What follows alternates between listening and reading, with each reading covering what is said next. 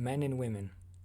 Both male and female individuals tend to have very animalistic and ill-informed opinions on one another, which has nothing but a negative effect on both genders in various aspects of life.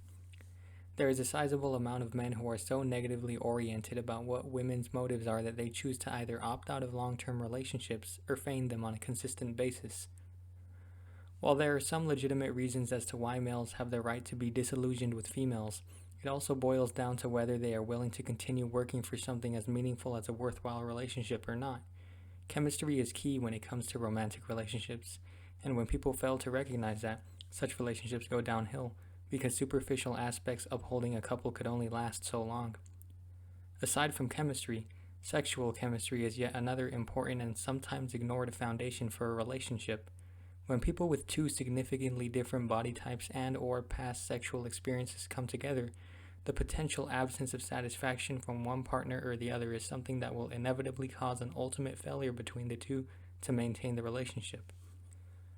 One of the issues when it comes to the perception that women have of men is their tendency to see men as something to exploit and dispense of.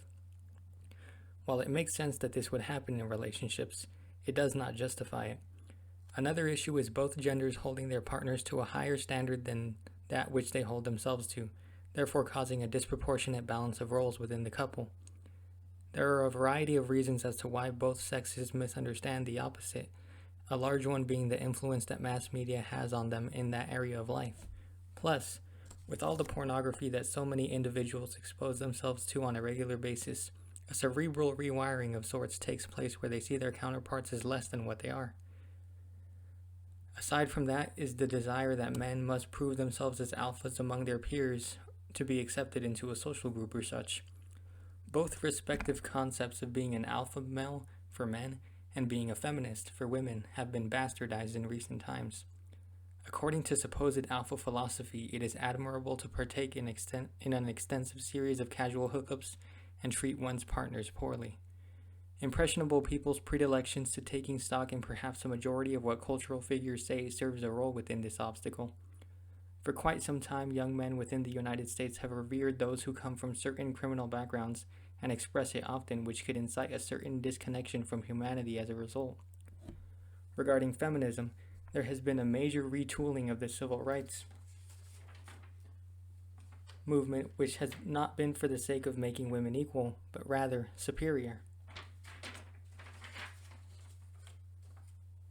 It should go without saying that when a movement aims to insinuate that any one demographic is better than another, it can cause some serious trouble. Such a radical, unflinching version of supposed feminism does far more of a disservice to those who truly fight for just civil rights than it's worth. To boot, there is a certain pride that can manifest itself within relationships that worsens the divide between two partners.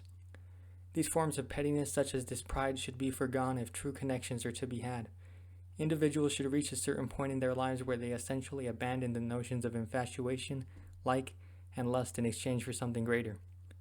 Groups of people may perhaps endlessly debate whether love truly exists within the context of romantic relationships, but it should be worked towards in any case. It is undoubtedly worthwhile to take the resources of energy, money, and time to try to reconcile the once thought irreparable differences between the two genders when it comes to sustaining a valuable relationship. No couple will go without arguments or general conflict, but if people truly looked in the mirror and reflected on their own worth before finding a partner, it would make their romantic future that much better. There is a long way to go, but giving up should never be our desired conclusion. Attempting to optimize human romantic relationships bleeds into the idea of establishing structures and systems of meaning in your life which will give you a personal higher purpose. Securing long-term loving relationships could also be a form of practice for the final potency of the worth you will believe your life has once all is said and done. Once the point is reached where both men and women understand their true self-worth and how said worth is supposed to be earned as opposed to given arbitrarily, relationships could revolutionize for the better.